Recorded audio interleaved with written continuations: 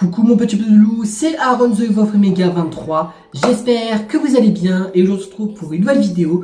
Et aujourd'hui on se retrouve pour un nouveau facecam d'Aaron. Et oui, parce que ça date un petit peu, parce que je crois que le dernier facecam d'Aaron que je l'ai sorti date il y a quand même presque 4-5 mois. Aujourd'hui, comme je vais vous le dire, on se retrouve pour un nouvel épisode de notre série qui se nomme Facecam d'Aaron, notre fameuse série du mois où je vous sors à peu près un épisode tous les mois à peu près. C'est ce que je faisais quand j'ai fait son retour l'année dernière. On va essayer de faire à peu près pareil, même si je pense que ce sera pas vraiment le cas. Aujourd'hui les abonnés, on se retrouve pour le premier épisode. Alors oui, ça devait pas être un Facecam d'Aaron en termes de vidéo jaune pour ceux qui ont vu la vidéo où je vous parlais de la 4ème année, de comment va se passer cette 4ème année, parce que ça devait être un ma vie en photo ou l'épisode de ma vie de lycée.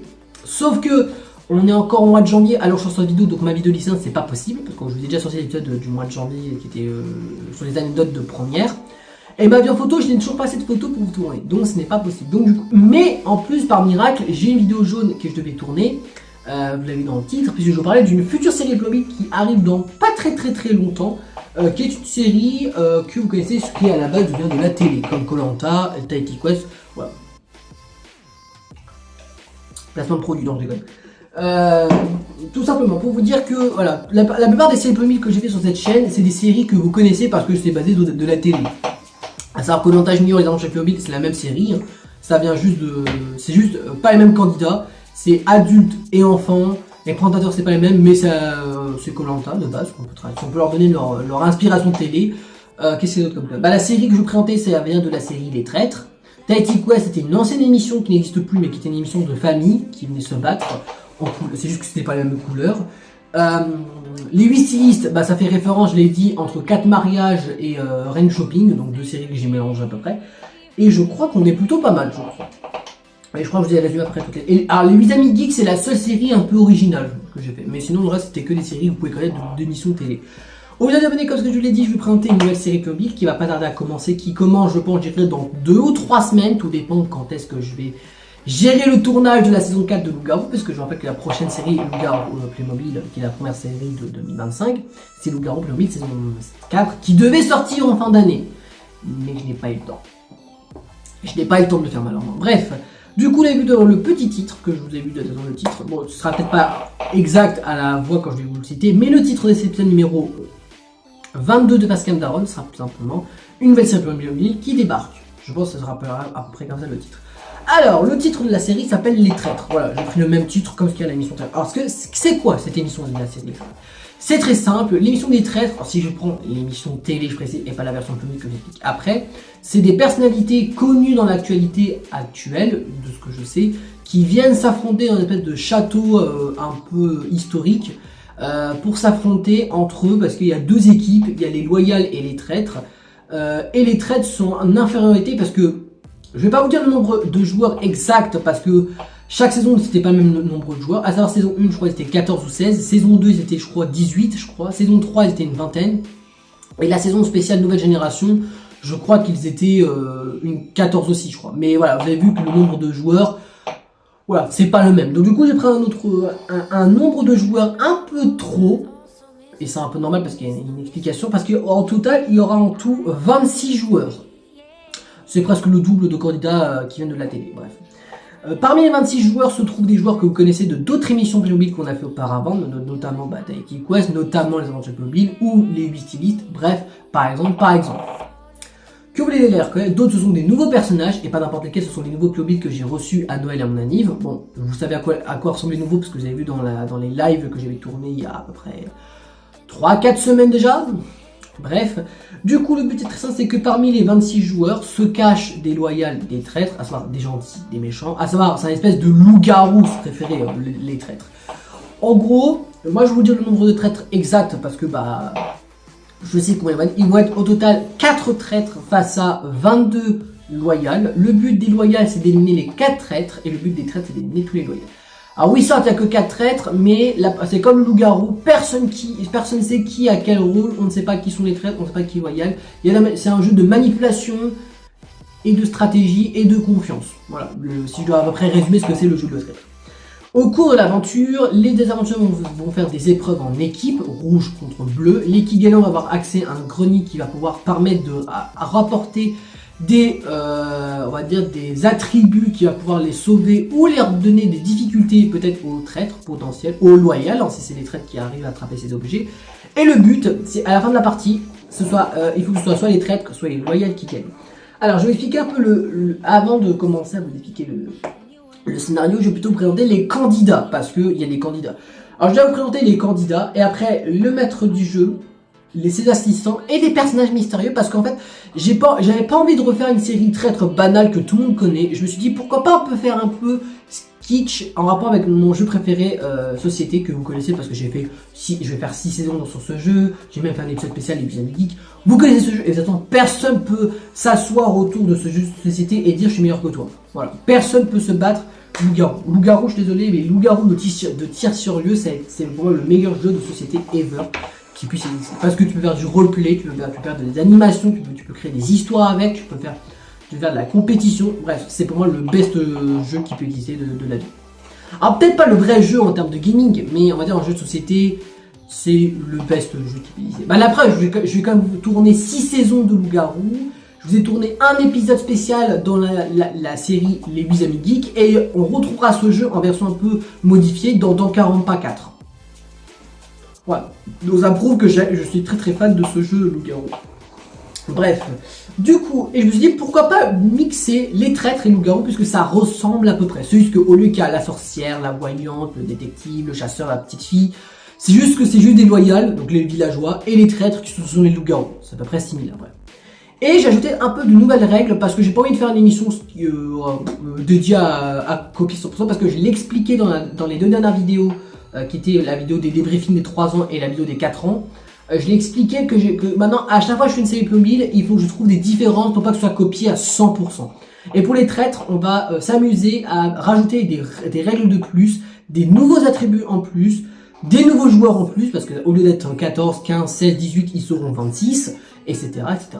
Avant de vous commencer à vous présenter les personnages intéressants, on va quand même vous présenter le casting. Le casting, je peux le présenter parce que, voilà, il est intéressant. Alors, je vais pas vous présenter tous les personnages, ou plutôt, je vais pas vous dire leur nom de prénom, ça vous le découvrirez quand vous verrez le premier épisode, mais je vais vous présenter les personnages qu'il y aura dans ce casting. De toute façon, vous le savez qui sont les castings, puisque vous l'avez vu dans les petits posts communauté, à quoi ils ressemblent. On va commencer par, il y a 4 catégories de personnages.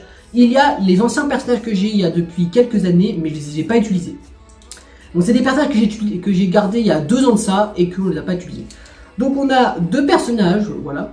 On aura elle et nous aurons elle, déjà pour commencer. Donc 2 nouvelles candidates qu'on n'a jamais vues dans des séries Playmobil, qui elles sont des nouvelles joueuses, et c'est des Playmobil que j'ai obtenus il y a 2 ans. Donc en gros c'est voilà, des nouveaux personnages que j'ai jamais utilisés dans une série.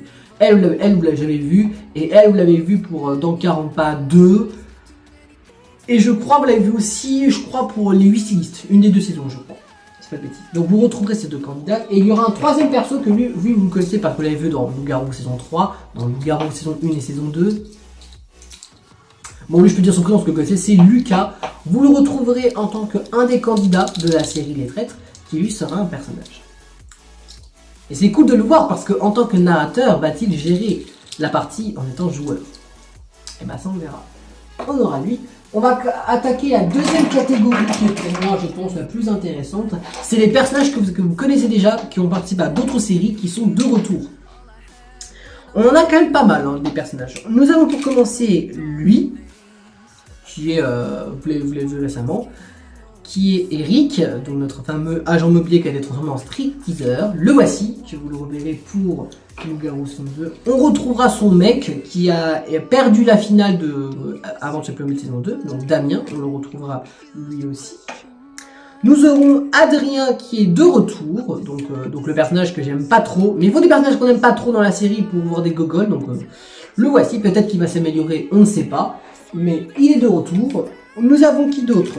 On a Emma, des 8 stylistes saison 1, je crois, ou saison 2, mais bref, en gros, bah, vous la connaissez, des 8 stylistes, tout simplement elle. Un personnage que vous avez découvert dans les 8 stylistes saison 1 et les aventures comiques saison 1, qui était un personnage assez désagréable, mais peut-être peut s'améliorer avec la série des traîtres, c'est notre fameuse serveuse de 19 ans, 20 ans, qui est Laura, qui est de retour elle aussi. Et j'avoue, je la prends parce que j'aime beaucoup son skin, voilà, malgré c'est un personnage qui est pas très... sympatoche quand tu apprends comment aller dans Aventure Playmobil et en vrai dans les Beasties ça va, elle a été un peu mieux quoi. On retrouvera de la saison 1 des Aventures Playmobil, nous retrouverons Barbara, notre professeur de français qui était dans l'équipe des Rouges, pour ceux qui s'en souviennent, petit historique. Et nous avons deux nouveaux personnages, je ne vais pas vous dire qui sont-ils, mais à vous de deviner qui sont-ils.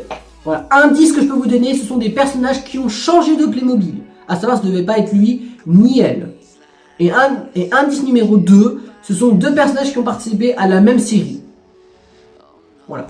Je ne vous donne pas plus d'indices, mais ce sont des personnages qui ont changé de Playmobil, qui ne ressemblaient pas du tout à ça. À vous de deviner qui peut être ces deux personnages mystérieux que vous connaissez, mais sans que vous le sachiez. Ensuite, je vais troisième catégorie, ce sont les filles nouvelles que je n'ai pas utilisées, que j'ai eues à Noël et à anniversaire. Vous les connaissez parce que de toute façon, je vous ai montré dans un live. Nous avons par exemple elle, que vous avez vu dans un des lives. On avait elle aussi, que vous avez vu dans un des lives, que vous les retrouverez toutes les deux. On a qui d'autre? Nous avons elle, donc la fameuse vieille dame qu'on avait reçue. On a elle qui est un peu spéciale, qui est mince comme Playmobil, donc je pense que je dirais qu'elle sera anorexique pour que ce soit à peu près crédible envers les autres Playmobil. Nous avons elle aussi, donc l'espèce de petite styliste qu'on retrouvera. Et nous avons pour terminer elle, la dernière, qui est elle qui est quand même assez stylée. Je vous avoue, j'aime beaucoup ce Playmobil. Donc voilà, donc en tout nous avons 6 filles nouvelles. Et il y en a une que j'ai oublié de la classer dans la catégorie des Playmobil, on va dire un peu spéciaux. Je ne l'ai pas reçu à Noël ni à mon anniv, c'est quelqu'un qui me l'a offert. C'est elle, et je me dis autant l'utiliser. Alors je précise, pas la coupe de cheveux, la coupe de cheveux je l'avais déjà, mais c'est le Playmobil. Voilà, que j'ai eu offert par quelqu'un, et je me dis bah pourquoi pas l'utiliser pour la série Les Traîtres. Voilà, et nous avons les garçons, les nouveaux garçons que je n'ai pas utilisés. Donc on avait lui, donc le basketteur. On a le deuxième basketteur dans Loup-Garou saison 4, donc c'est pour ça que je n'ai pas utilisé deux. Vous retrouverez le deuxième basketteur dans la série Les Traîtres.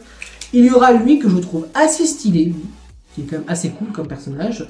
On retrouve lui qui était dans le set mécanique, que je crois vous l'avoir montré. Bah, pour ceux qui veulent voir, vous retrouverez mes stories Instagram dans l'actualité à la une, et vous pouvez les retrouver les stories. On a ensuite, du coup lui qui va avec le motard, je viens de vous le montrer. Donc il y a lui aussi qui va avec.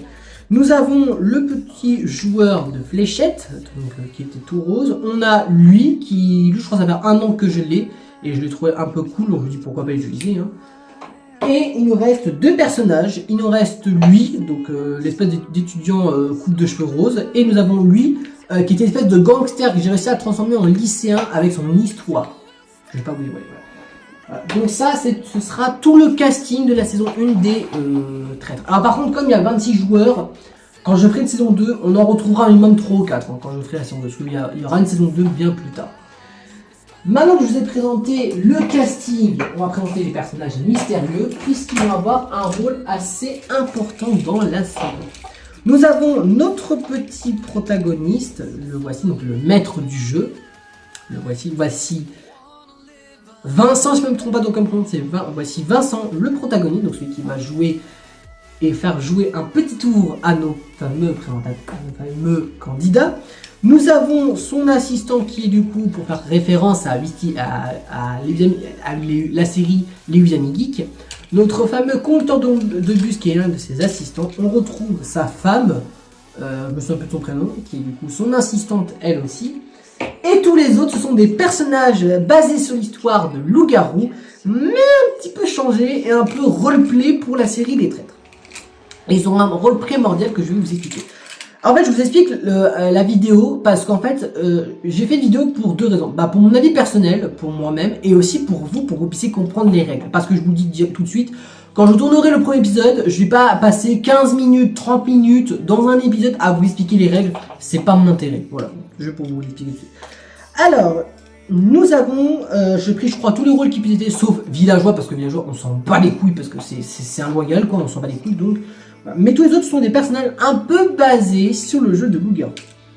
Alors si on prend les vraies règles de base, avant qu'ils interviennent, si je prends les vraies règles de base, c'est quoi? C'est chaque jour, les traîtres font un conseil, doivent bannir un joueur, le joueur se fait éliminer sauf s'il a l'amulette.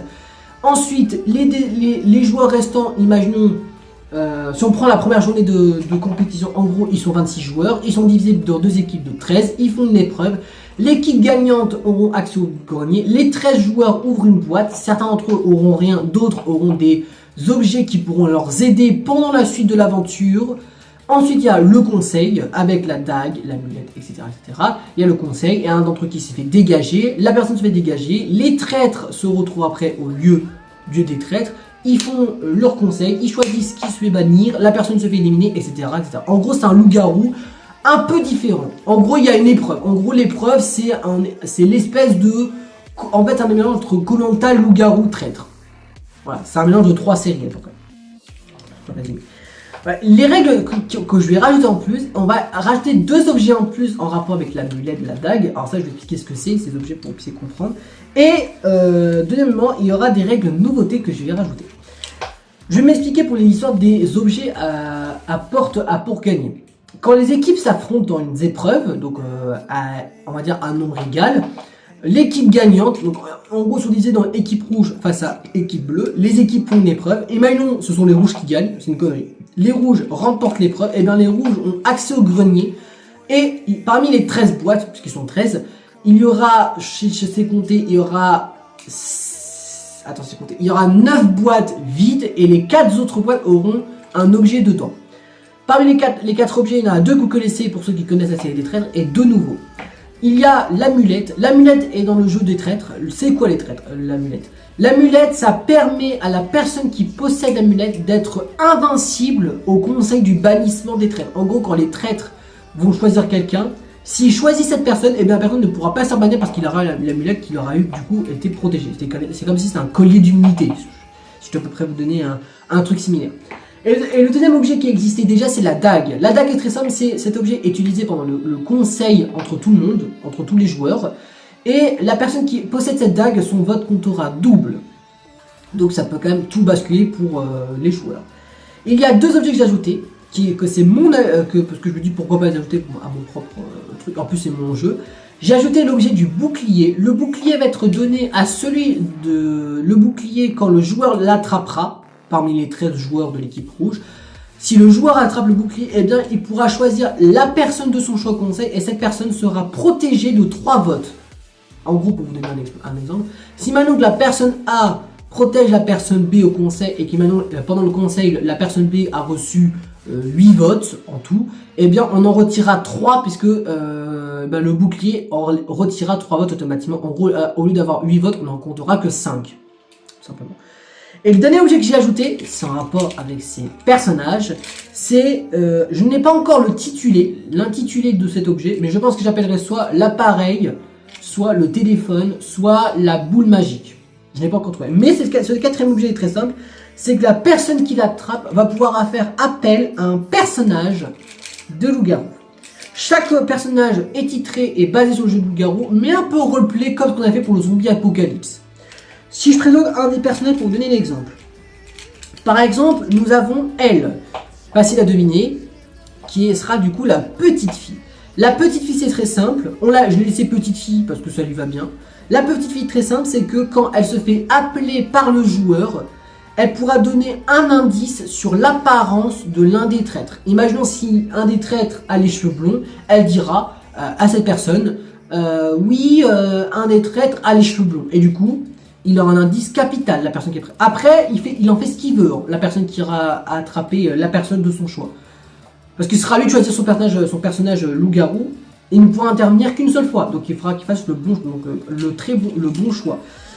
On les verra qu'une seule fois. Vous les verrez qu'une seule fois par saison. Voire peut-être 2, mais je pense qu'on les verrait qu'une seule fois ces personnages. En gros, elle, quand elle se fait appeler, elle donnera un indice sur l'apparence de un des traîtres. Et je pense que ce sera plutôt sur plusieurs traîtres, parce qu'un seul, ça paraît faible quand même, tu vois. Je pense qu'elle donnera plutôt une apparence sur chaque traître. Ou 2 traîtres minimum. Mais en gros, elle donne des indices sur l'apparence des traîtres au joueur qui a tiré son sort. Attention, quand la personne qui a attrapé l'objet, maintenant si c'est la personne C qui a attrapé la boîte avec l'objet magique, on va appeler l'objet magique, d'accord, et qui choisit la petite fille, et la petite fille donne son indice, il peut, s'il en veut, en parler aux autres. C'est à son bon vouloir d'en parler aux autres ou pas. De gagner de la confiance des autres.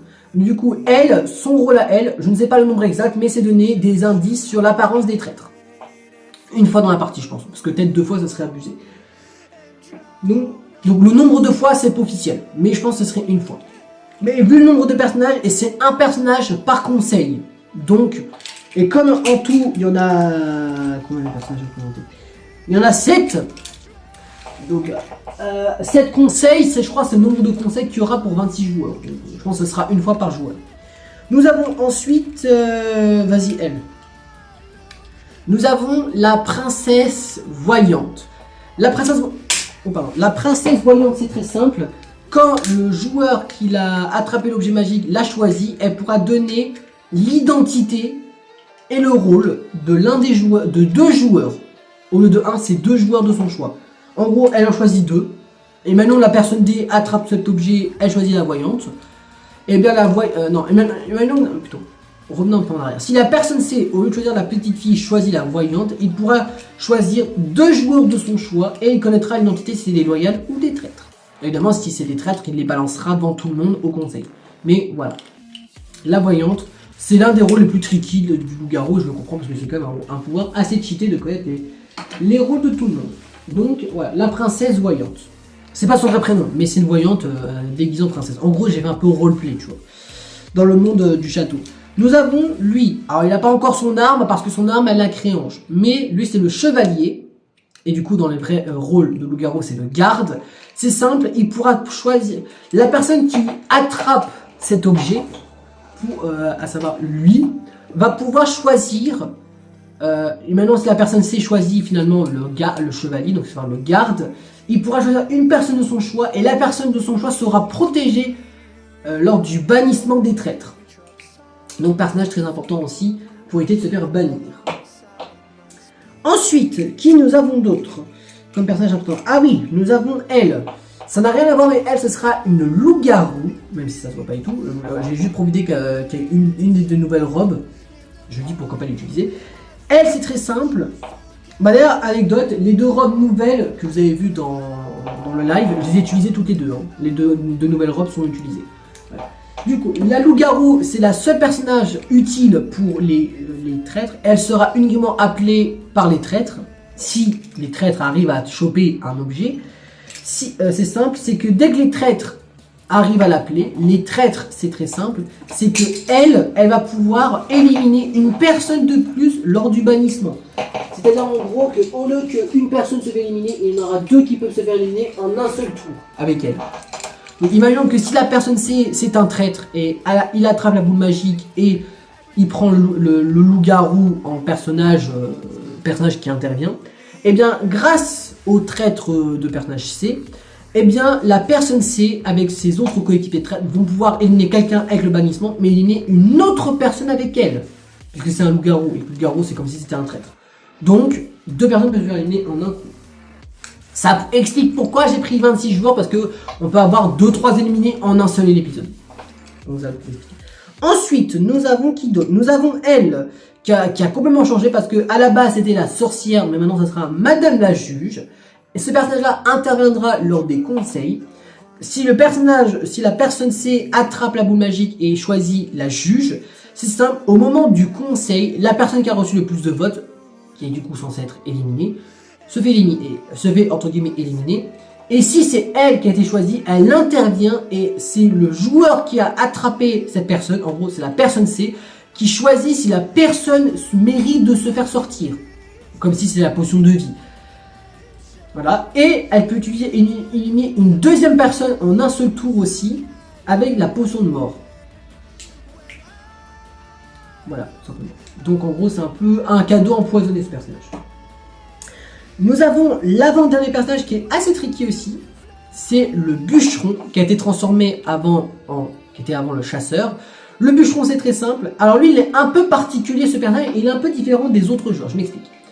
Comme ce que j'ai dit tout à l'heure, la personne C fait partie de l'équipe des rouges. S'il choisit le bûcheron et que lors du conseil du jour, c'est un membre de l'équipe des rouges qui s'est sorti, même c'est pas la personne C, hein, si c'est la personne D qui se fait éliminer et que c'était un rouge aussi, mais que c'est pas lui qui a attrapé l'objet, eh bien il intervient quand même et c'est la personne D qui choisit qui se fait sortir. En gros, quand lui il intervient, il aide toute une équipe, notamment l'éliminer.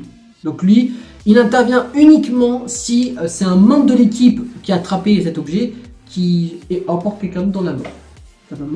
Et pour terminer, en personnage basé sur les rôles gallo, donc le Cupido, donc ce sera la fée, dans le monde du château. La fée est très simple, elle va pouvoir allier 2 joueurs ensemble, donc ça peut être 2 loyales, ça peut être 2 traîtres, ça peut être un loyal, un traître, ce qui est plus intéressant pour moi.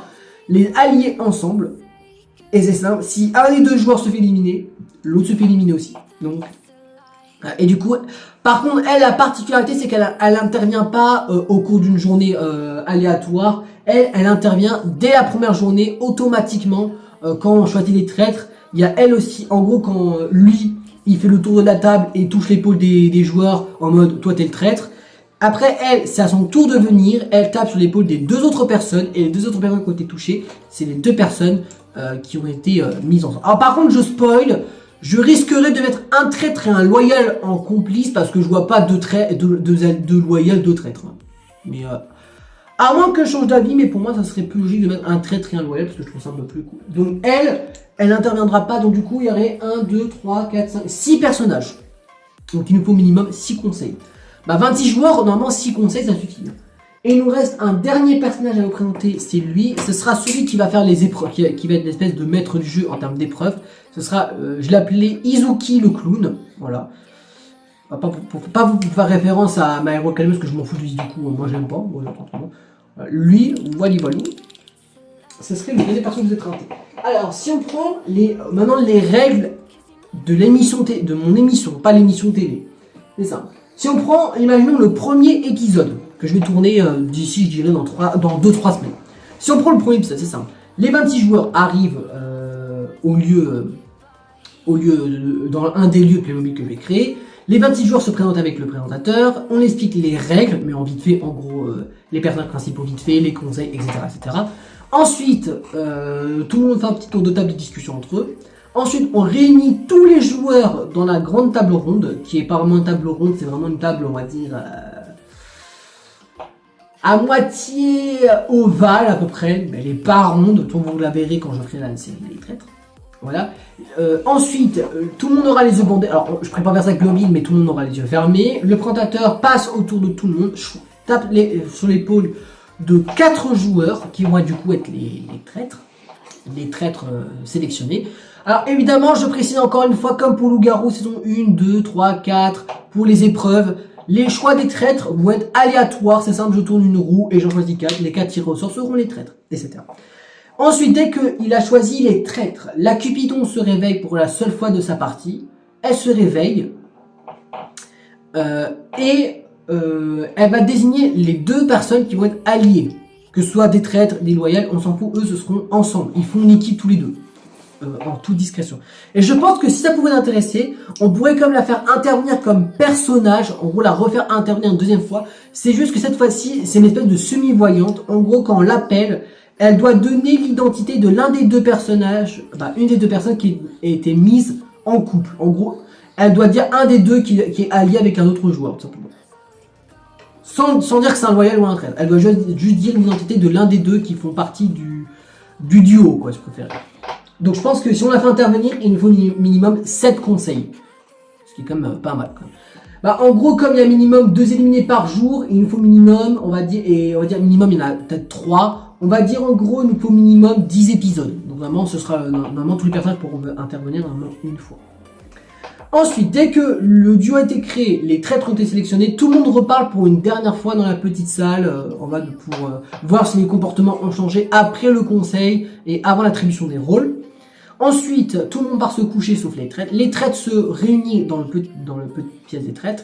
Ils découvrent leur identité. Mais par contre, ils font pas de bannissement. C'est ils font ils se réunissent, ils font une petite conversation. On voit s'ils se connaissent ou pas les traîtres entre joueurs. Ça peut être avec des joueurs qui est nouveau, ça peut être des joueurs qui sont pas nouveaux du tout et que par miracle, c'est peut-être 4 anciens, les traîtres, pardon, on s'en fout. Et dès que les 4 traîtres se reconnaissent, ils partent se coucher et c'est la fin de l'épisode 1. L'épisode 2, si on doit résumer l'épisode 2 pour essayer de comprendre.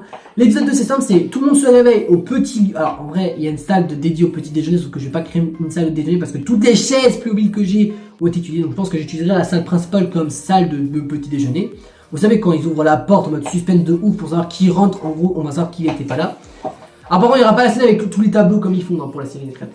Ou alors, si je la fais, cette scène sera en version gacha live, quoi. Donc... vous avez compris.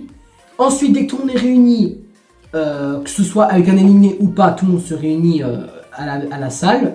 Ensuite, ils font l'épreuve. Ils se divisent en 2 équipes de 13. Ils font l'épreuve. Ensuite, après l'épreuve, imaginons l'équipe rouge gagne. Comme on a dit, l'équipe rouge vont grenier. Chacun des membres de l'équipe rouge prennent un objet. Ouvre une boîte pour voir si c'est un objet. Ensuite, dès qu'ils ont pris l'objet, on retourne, on refait une petite scène de conversation entre tous les joueurs. Ensuite, on fait la scène du conseil. Quelqu'un se fait éliminer, probablement, parce que je pense pas que Madame la Juge viendra dans le premier épisode. À moins, plutôt dans le deuxième épisode. Dès qu'elle est éliminée, les joueurs partent se coucher. Les traîtres se réveillent. Ils vont dans la petite salle de traître. Ils choisissent quelqu'un. Et ils font leur bannissement normal, et partent se coucher, etc. etc. Et je garde les règles de base, à savoir que quand les traîtres commencent à être en difficulté, à savoir quand, imaginons, ils ne sont plus que 2, et que 2 d'entre eux sont fait éliminer, eh bien les traîtres ont la possibilité qu'au lieu de bannir, ils peuvent intégrer un nouveau traître avec eux, mais ils pourront le faire qu'une seule fois. Donc il faut qu'ils soient très intelligents. Voilà. Donc c'est à peu près l'explication, voilà, je pense que j'ai à peu près expliqué comment va se passer la série des traîtres. J'espère que ça a à peu près été compréhensif. Je vous en parle parce que c'est la prochaine série qui arrive. Là, à l'heure de cette vidéo, normalement j'aurais terminé Loup-Garou saison... non, plutôt, j'aurais terminé le premier épisode de la saison 4 de Loup-Garou. Je pense que d'ici dans 2 semaines, on pourrait commencer les traîtres. Donc je vous en parle parce que pour éviter que dans le premier épisode, je vous réexplique tout, parce que c'est pas mon intérêt. Ou plutôt, j'expliquerai les règles au fur et à mesure de l'aventure, quand tel personnage intervient, etc., etc. Parce que les expliquer dès le premier épisode, ça sert à rien. Parce que si un personnage si Malon accuse une connerie, si lui, il intervient seulement que dans le 4e épisode, ça sert à rien de le faire intervenir tout de suite, quoi. Bref, je pense qu'on peut s'arrêter là pour pour ce Pascal Daron qui a duré pas mal de temps pour vous expliquer les règles des traîtres. J'ai très hâte de commencer cette série parce que je vous avoue qu'elle me hype un peu. Parce qu'on va savoir par exemple si ce couple-là, par exemple, vont-ils résister entre eux, parce qu'on rappelle que les deux sont en couple. Et je crois que c'est le seul couple avec tout le monde, je crois. Oui, alors il y en aura d'autres des couples. Alors oui, je sais que comme vous en doutez, vu le nombre de gars qu'il y a parmi les 13 gars, il y a forcément des gays. De toute façon, les homophobes, voilà, je vous emmerde. Ne vous inquiétez pas, est-ce qu'il y aurait des lesbiennes? Il y en a certaines, pour moi, là je les vois bien faire lesbiennes. Voilà. Par exemple, les 2 nouvelles, je peux peut-être les faire transformer en lesbiennes, mais rassurez-vous, il y aura de tout. Il y aura des lesbiennes, des gays, des hétéros. Rassurez-vous. Ah, et je vous dis, pour l'histoire, lui ça devient un gros connard parce que je vous spoil, la blonde, c'est pas Sabrina. Sabrina s'est fait larguer par Adrien. Voilà, pour vous donner un truc. Donc voilà, pour vous donner un peu le contexte. En tout cas, les amis, on va s'arrêter là pour l'épisode numéro 22 de Fast Cam Daron pour vous parler de cette nouvelle série qui commence d'ici dans 2-3 semaines. Je vais pas tout vous dévoiler les prénoms de ça parce que ce sera à vous de le découvrir quand la série arrive. De toute façon, je vais donner à peu près tout ce qu'il faut pour vous expliquer les règles. Alors, si je peux vous donner un dernier indice, c'est pour vous montrer à quoi ressemble la salle, ou plutôt la table ronde, quoi. D'accord, sur la table ronde, comme je l'ai dit, elle est pas du tout ronde, elle est ovale, ouais, mais elle est 26 chaises, ou plutôt, voilà, on voit qu'il n'y a pas assez de chaises, mais bon, c'est pas très grave. Mais de toute façon, ce que je ferai, c'est au fur et à mesure des éliminés, la table se réduira, quoi. Et là, du coup, c'est la fameuse salle du petit déjeuner, comme je vous ai dit, où tout le monde se réunirait et aurait les conversations entre tout le monde. Mais je créerai une salle au-dessus et une salle là, je pense, à côté. Voilà, donc pour vous dire que voilà, que je vous en parle, mais le setup n'est pas encore installé, mais rassurez-vous, c'est en cours de préparation, je vous rassure tout de suite. En tout cas, abonnés, on va s'arrêter là pour l'épisode numéro 22 de Fast Cam Daron sur cette future série qui arrive d'ici 2-3 semaine.